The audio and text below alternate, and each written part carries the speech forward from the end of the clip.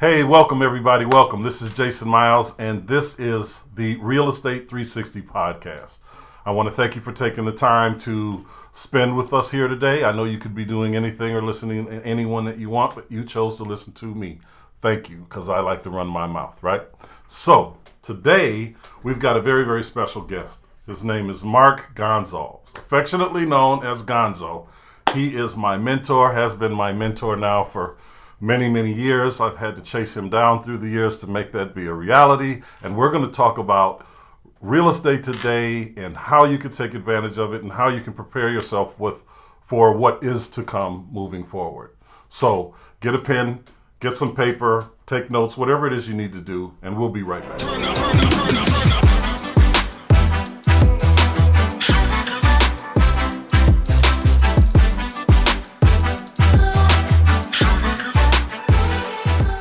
All right, everybody, welcome back. Thank you for sticking with us. Thank you. So I'm not going to waste a bunch of time. I want you guys to meet my guy, my mentor, Mr. Mark Gonsalves. What's going on, man? What's up, Mr. Myles? How are you doing today? I am doing near perfect. Thanks for asking. Hey, it's a phenomenal time. I mean, it's a new year, guys. As you know, I've taken a couple weeks off.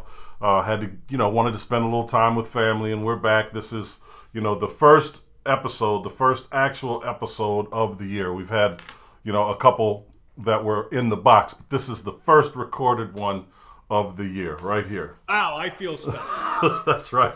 That's right. And there's so much to talk about, Mark. I mean, depending on where you're sitting on the investment spectrum, there is a lot to be afraid of, and there is a lot to look forward to. Wouldn't you agree? I would. It's an exciting time to be an investor in a number of different markets. Real estate, obviously, one close to your heart and my heart. It's a great time. Things have changed over the last couple of years, but you need different strategies and different techniques, right? That's right. And I think that as we are moving forward into this, economic cycle, climate, whatever, one wants to classify it as, we are always faced with what I like to call this Chicken Little syndrome, right? You watch the news and everybody is, the fear monger, oh my God, this is going to happen. Oh my God, oh my God, everybody's going to go broke. The reality of it is, historically speaking, that is, there are always corrections in the market. Now, however, currently they're a little more infrequent than they were historically. Historically, we'll see, corrections every 7 to 8 years. Now we're seeing them 12, 13, 14-year, spans. And one of the things that I know that's different from this market cycle and the last market cycle that is prior to the crash is that the banks are a lot more solvent today than they were back then. They're not as heavily leveraged. They have, liquid assets today, which is going to hedge any correction in the real estate market or the banking markets that may present themselves. Is that correct? Yeah, it all depends on who you follow, right? I'm kind of a history nerd, as you know, and I always look at cycles, and I do believe that history sometimes repeats and always it rhymes and sometimes repeats. And we've seen a lot of different cycles in the real estate market. Right now, you could make an argument that banks are more solvent.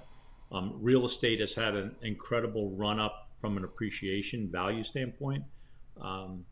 It's the cost of borrowing, the availability of capital, thanks to the Fed and just mindless printing of currency. I'm not going to call it money. I'm going to call it currency. Yes. So we have a lot of paper out there. What you do with it, that's kind of what probably you're helping your students and business owners do, right? Correct. We all have to take advantage of what's in the market because that's what the market is right now, right? We can't simply ignore what's going on because we don't like policy, right? We, as investors, we have to roll with the punches. And, I look at various areas of the country as it relates to real estate. The Southeast is one, Atlanta probably being the hub of that, Nashville as well, by the way. And then, we've got significant growth in Arizona. In fact, Arizona has a ridiculous shortage of homes. I mean, nationally, I think it's something like 4.2 million or something ridiculous like that. Right. But when you look at places like Arizona, who, and not just Phoenix, but the surrounding areas as well. Phoenix, Tempe, Tucson, where people are moving.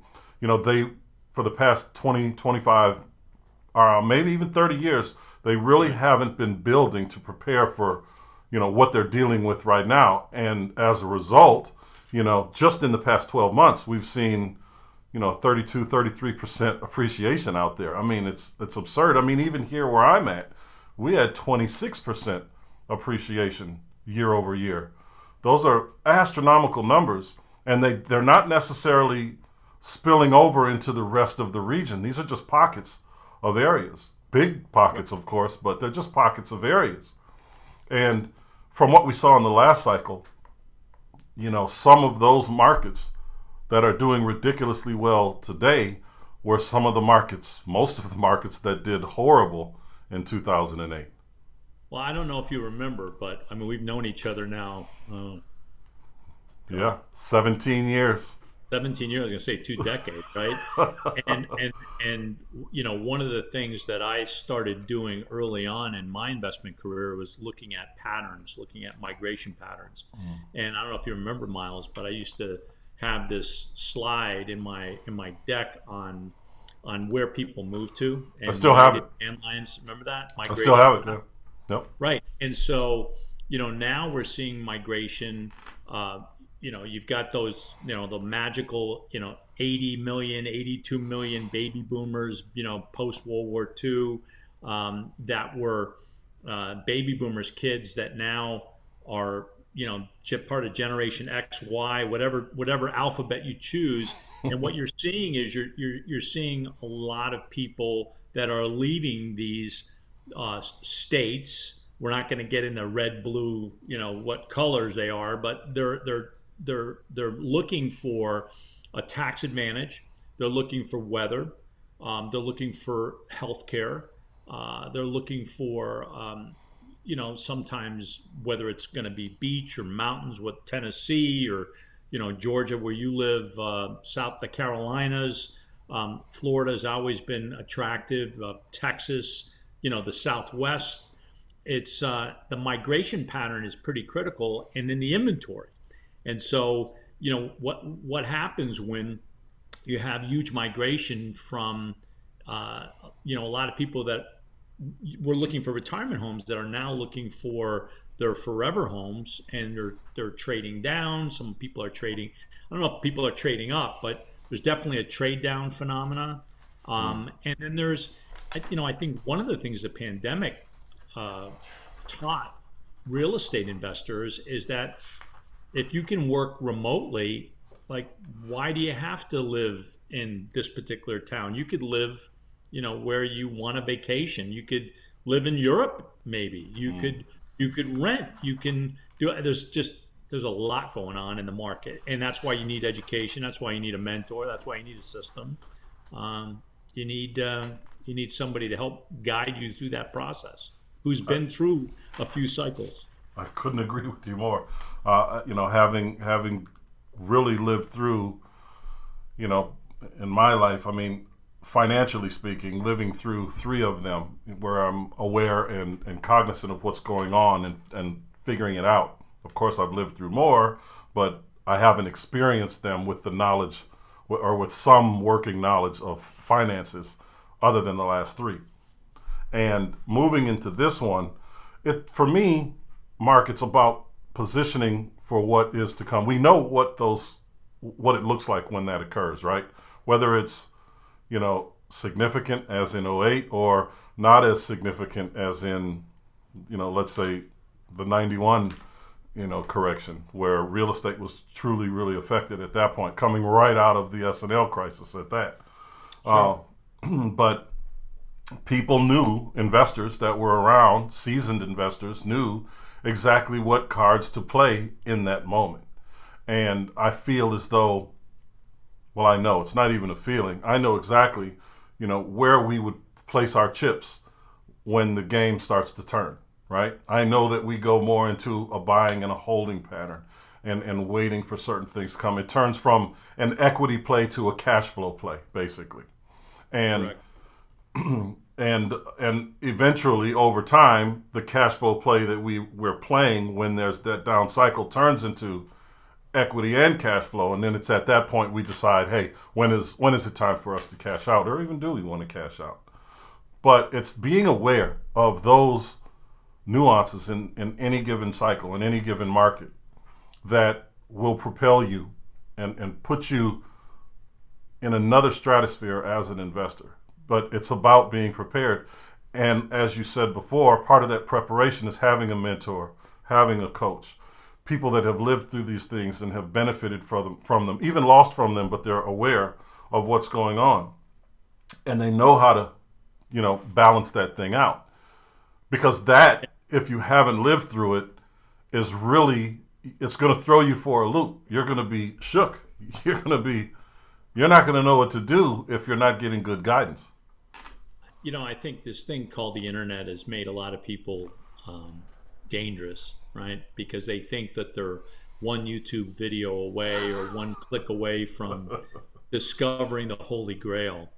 And somebody shared with me an interesting quote. They said, if we assumed we've arrived, we stopped searching, we stopped developing. And it's Dame Jocelyn Bell Burnell said that. And I really like that. If we assume we've arrived, we've stopped searching, we've stopped developing. And I was watching, I think one of your recent posts on FaceTime, and you were talking about making decisions and whatnot, and it made me think about, we always like to put things in percentages, and I read something that said, I believe that 1% of decisions matter. The rest of them are irrelevant. The difficulty is understanding which 1% of the 99% are the ones that matter. So when you really think about it, only 1% of your decisions matter. You just got to figure out which 1% of the 99%. The rest of them are irrelevant, right? So, That's right. Listen, you've been around a long time. I'm officially a dinosaur because I've seen a couple different cycles.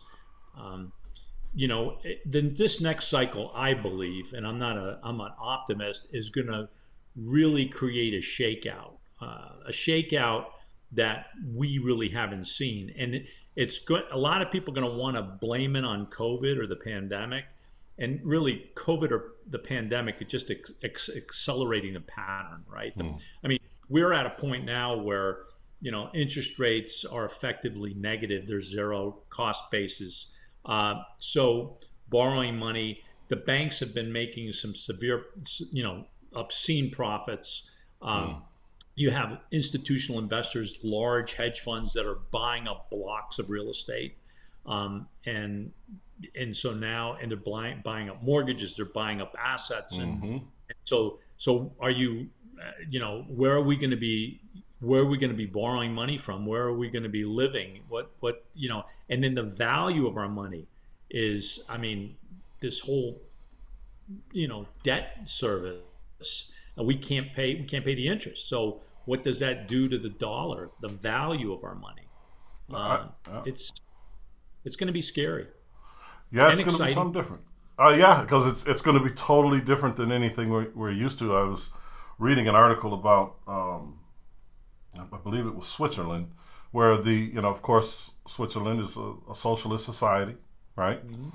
But very interesting things about that economy is that the average person over there is worth, the equivalent to just over $250,000 US, the average person. And only 18% of the population are homeowners. 82% of the population just rent. They don't believe that real estate, at least in that country, is an asset worthy of of having. They just don't believe it. And who knows what that's actually for? I haven't talked to a lot of Swedes, so I'm not sure why they believe that. But it's obvious that that is a belief system of theirs. That real estate for them, for the masses, is not, a viable investment option at all. So they just don't do it. And so then it's reserved for the wealthiest of those folks, that other 18% that are arguably worth all of the money in Sweden.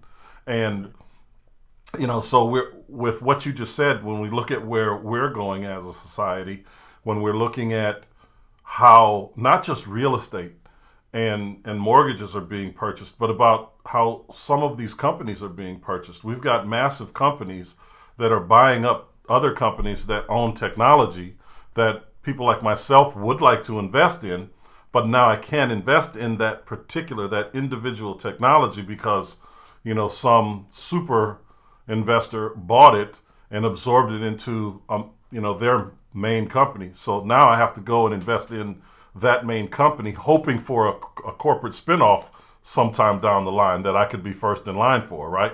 And the likelihood of that is, could it happen? Sure, it could. But by the time it happens, we'd be in, the bottom position of that particular IPO.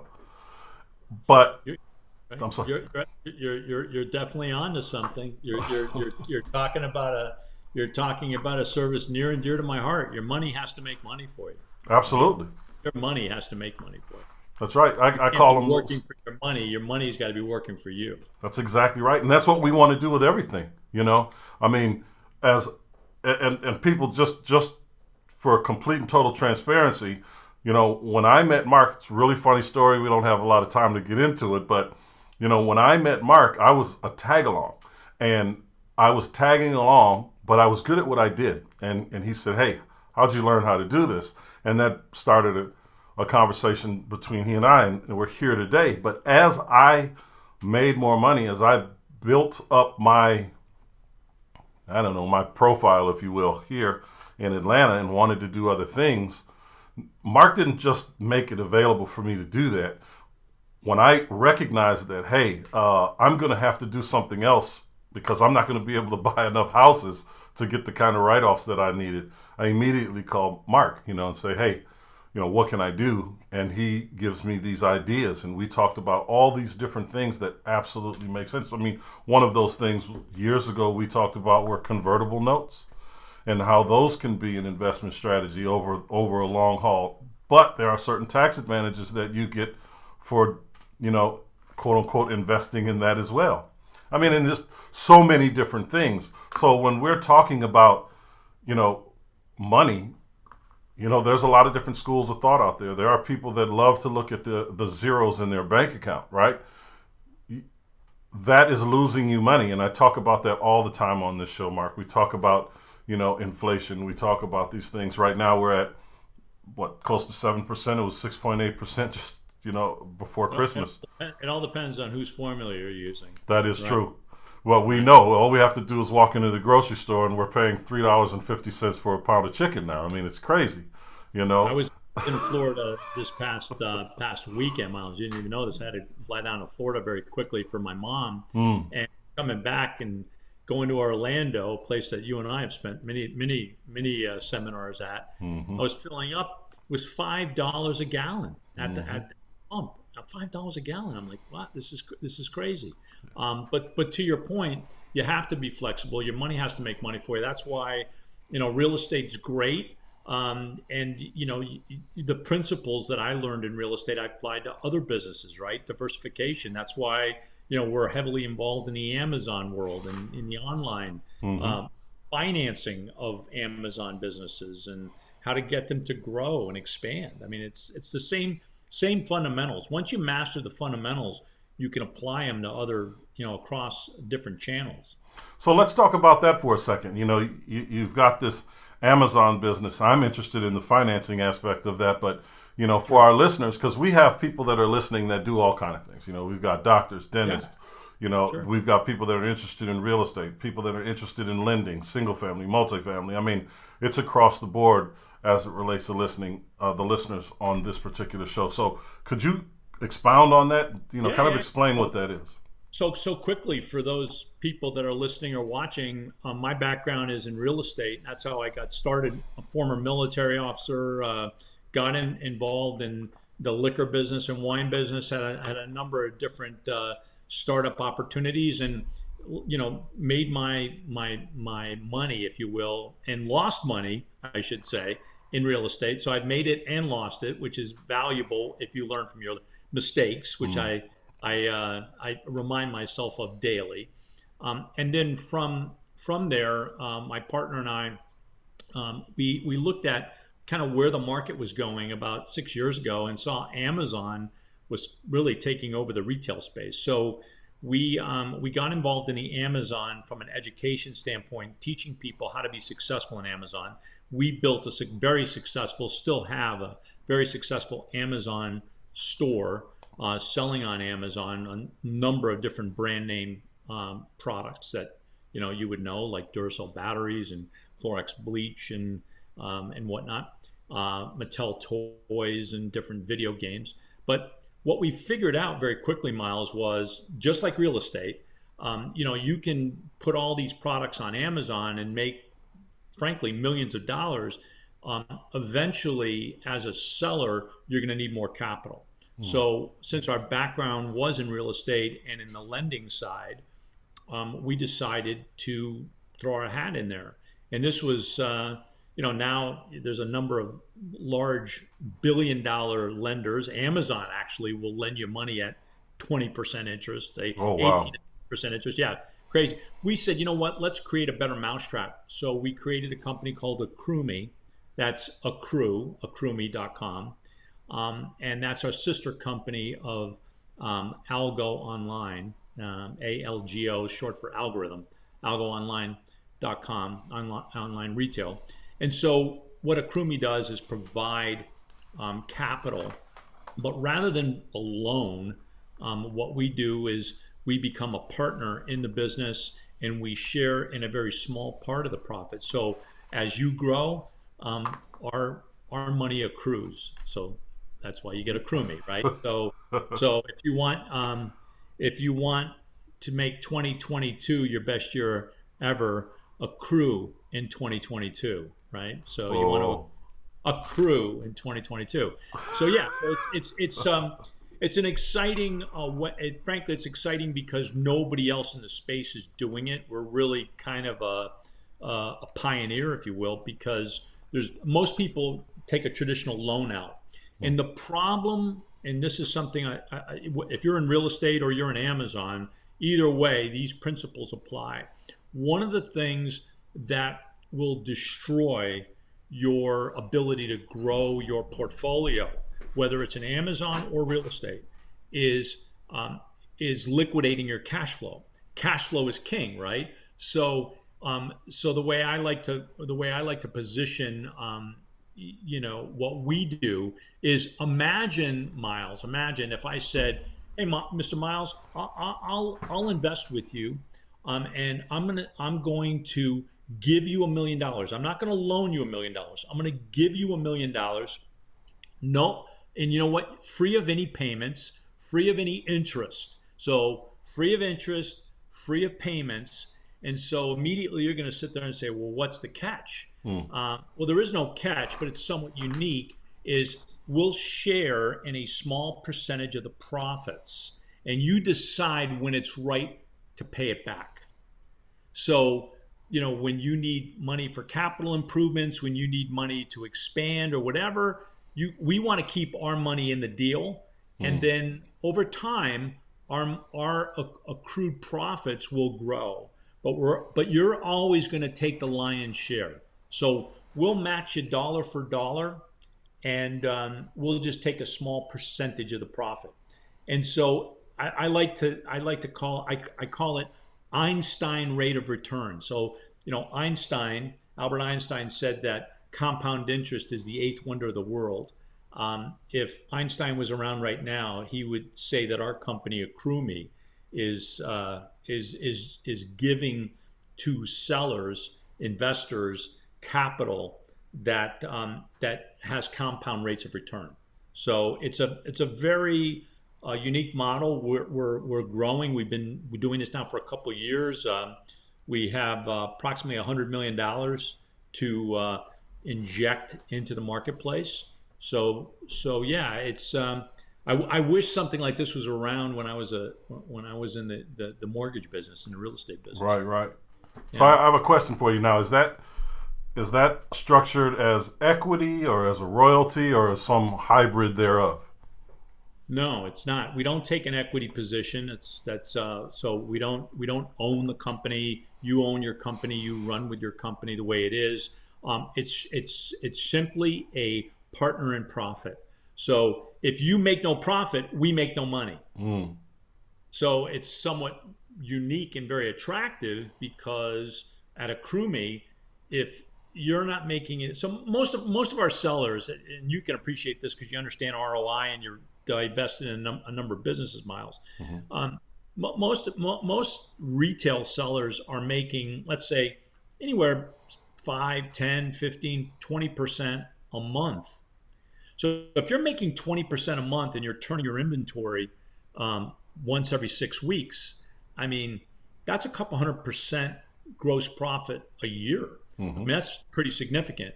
So we're in real estate, you might make, I don't know, you might make 10, 20, 30% a year.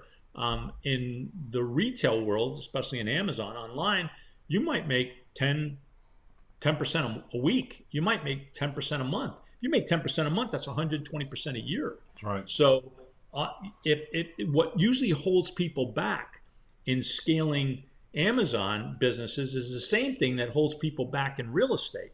Number one, you need to find quality product. In real estate, quality deals. You need good deal flow, right? And number two, you need proper capitalization or leverage to be able to do more because you've done. I mean, I met you when you were doing single families. Now you're doing apartment buildings and office buildings and raising capital. You need a leverage. So what we're doing is we're taking, the oldest principle in the book of scaling a business, leverage, and bringing it to the online world.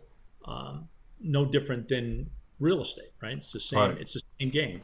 And I think it's really very, very interesting. I was just reading a book, 12 Months to a Million. Are you familiar with that? I've heard of that. I haven't read. That's not. It's on my list. I've got like 15 audibles that are lined up. So that's right. I'm listening as much every probably 2 hours 2 hours a day, and I'm backed up. Yeah, in that book it talks a lot about developing products and selling those products primarily on Amazon and how to scale that using reviews and not having to utilize SEO from of course having your own website and trying to push traffic there. You simply just go to where the sellers are and make it happen. I mean that book, I just finished that one, right around Christmas. I'm doing the book a month thing, right? All right. So I just now I'm reading another one. You'll like this one. Scaling up. I love it. That's right. That's the January book. That's your middle name. That's what you're doing. You're scaling up, right? That's right. You got to level up and you got to scale up. Absolutely. With everything you do, right. I mean, we know people mutually that are doing the same thing today they were doing 20 years ago, right? There's just they're I don't know if they're happy there, they're content, but something is stopping them from moving to whatever is next for them. Maybe there is no next for them. Who knows? But that's their life.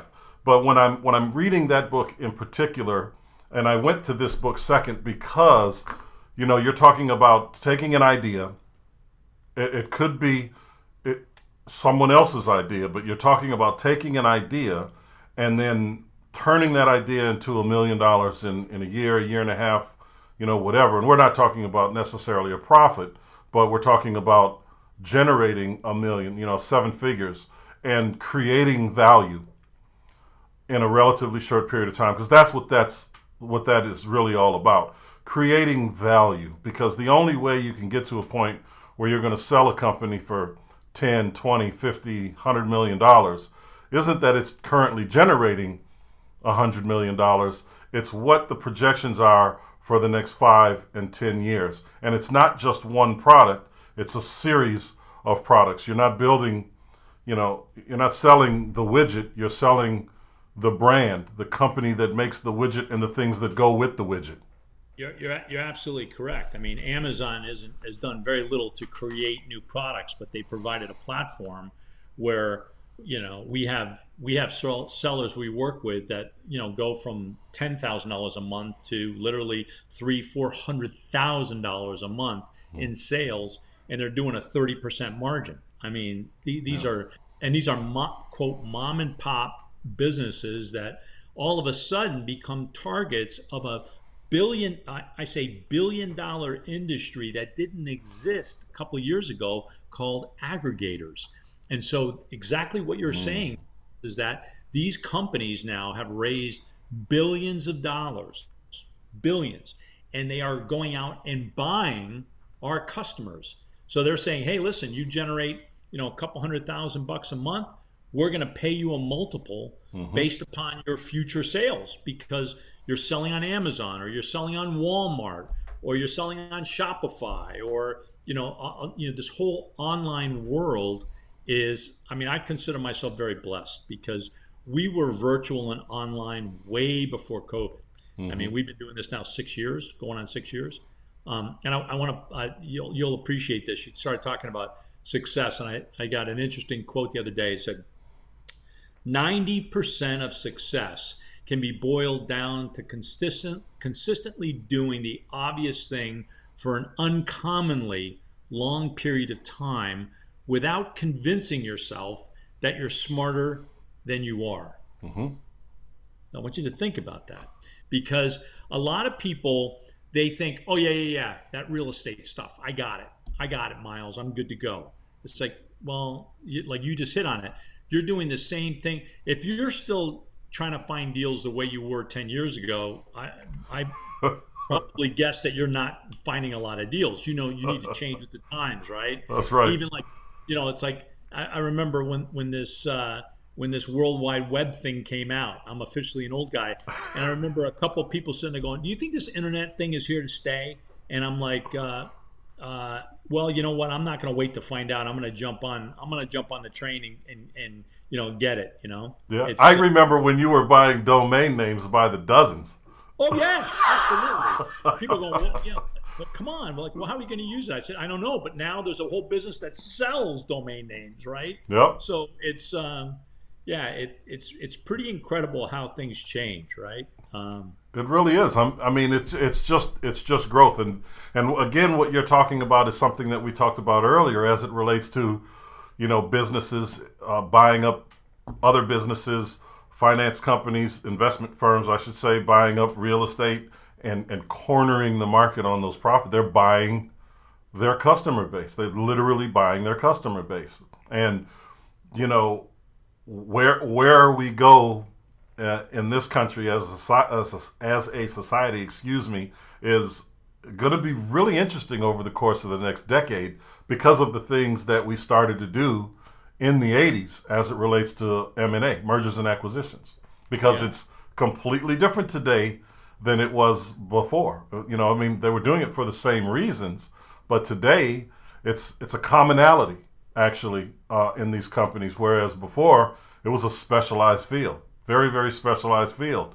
Now it's a commonality, and we've got some people today that have molded themselves after some of the greatest corporate takeover people ever, and they of course have modified it. It doesn't look like a corporate takeover today. It's we're going to buy your business and put a Starbucks in the lobby, and you can do it for free, and you still have a job, but nonetheless, you have fewer and fewer owners of the intellectual property that truly does make the world go round. Yeah, you're right. You know, but it's never going to stop anyway. And I tell the story about Sprint. Sprint is today a technology company. It's always been a technology company technically, right? Because there was a time when railroads were the technology companies in this That's in the right. world. You know, and Sprint was a railroad company, Southern Pacific Railroad International. Sprint, the cell phone company, Right. the telecom company today is simply just an acronym of, you know, what they were before. You know, and I tell people that, and I'm like, oh, just go Google it. Don't believe me, just go Google it because it's real. You Yeah. know, so you have to change with the times, right?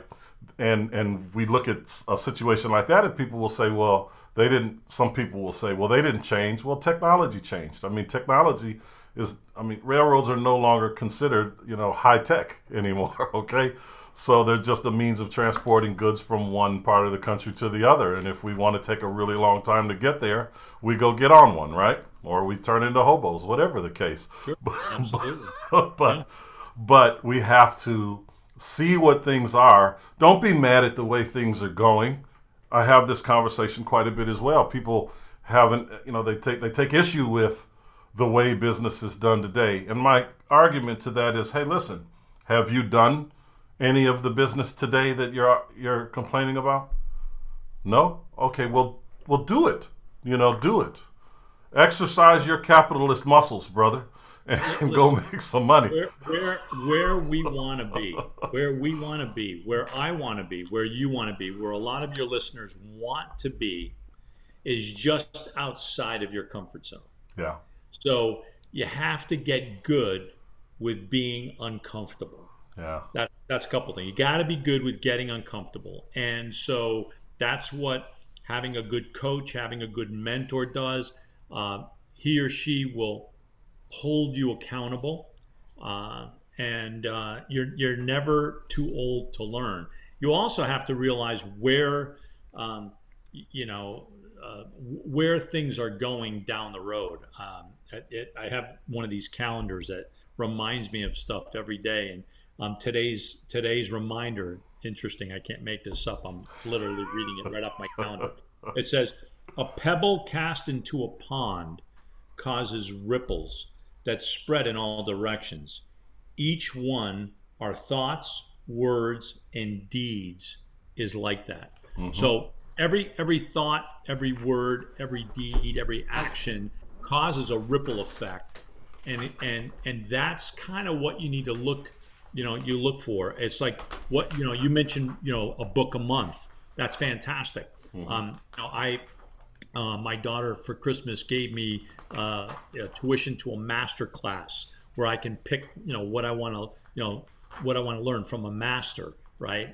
A lot of people sit there and say, why do you talk so much about getting a coach or a mentor? And I feel blessed to have somebody like you. You're saying I was your mentor. I'm learning now stuff from you, Myles, and I remember that first time we met, and who would have thunk?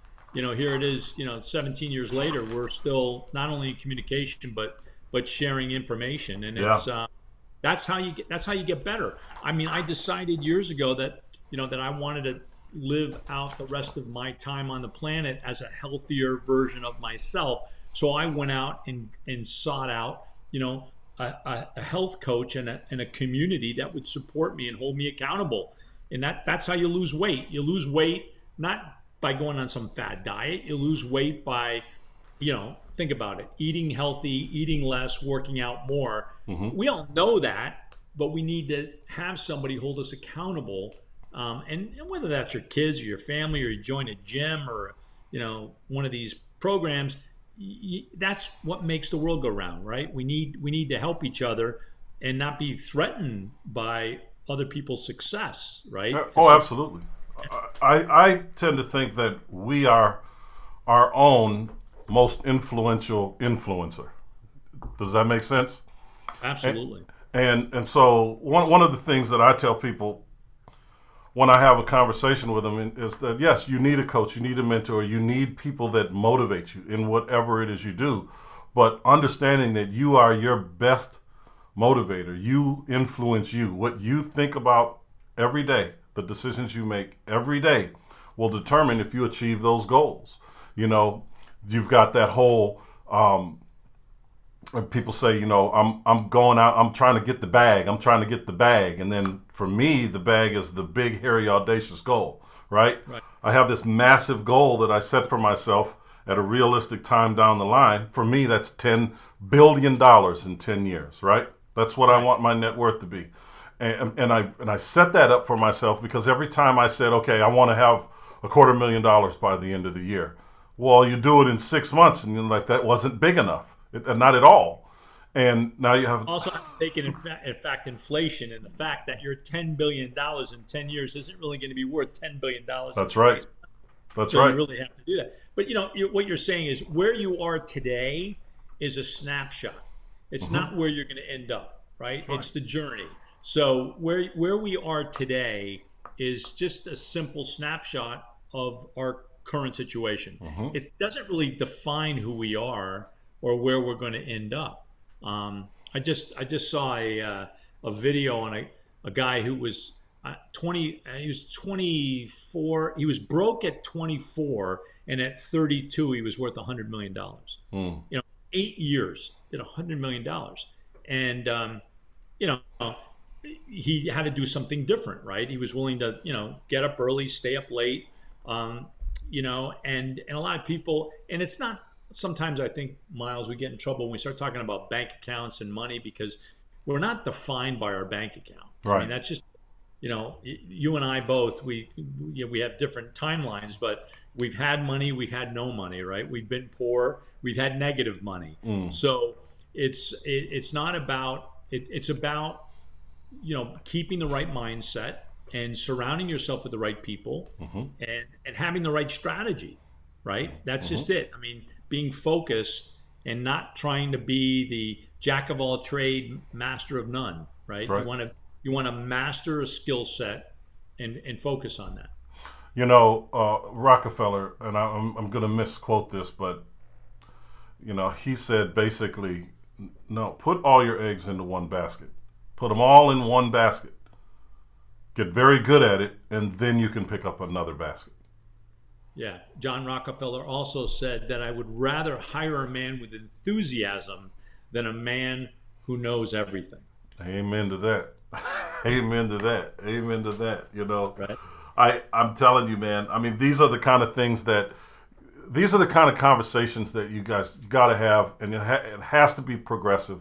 You have to push forward the envelope. We're talking about real estate. We're talking about other businesses, online businesses, lending businesses, in other aspects, because I don't care where you make your money.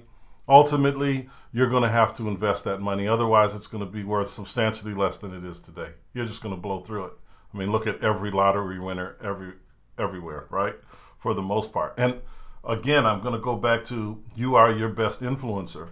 The most important influential message that you're ever going to receive in life is going to come from what you say to yourself. That is the most influential message you're ever going to get. So pay attention to what you feed yourself. Pay attention. Do something wonderful. People may imitate it. That's absolutely. And don't be afraid of it. Don't be afraid of what someone has to say. Because they always have something to say. There's always a they.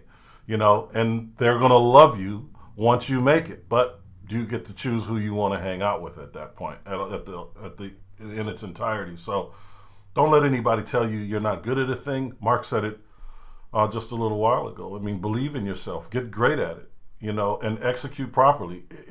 If what you've executed today, if you've put a plan together and you executed it and you didn't get the outcome, the desired outcome didn't happen, that doesn't mean that your idea was trash. It means that you have to find another way to execute. So be diligent in those areas. Find different ways to do what it is you want to do. Be creative and be consistent. I don't know about you, Myles. I often think about the people that you used to hang around when I first met you, right? Yeah. Because you had if you chose, you could have focused on well, I'm not living in the best apartment. In fact, you were living in your car. Mm-hmm. I don't have a lot of money.